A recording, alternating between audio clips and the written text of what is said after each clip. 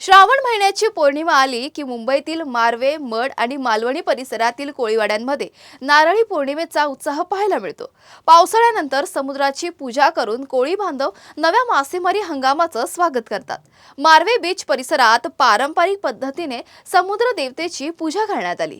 यावेळी मानाचा नारळ समुद्राला अर्पण करून समुद्र शांत राहावा, बोटी सुरक्षित राहाव्यात आणि आगामी मासेमारीचा हंगाम सुखाचा जावा अशी प्रार्थना करण्यात आली।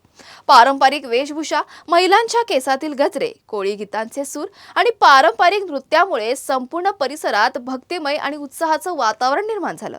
नारळी पुनवेच्या सणाला, जाऊ दर्याच्या पूजेला या पारंपरिक गीतांच्या तालावर कोळी बांधवांनी आनंद साजरा केला।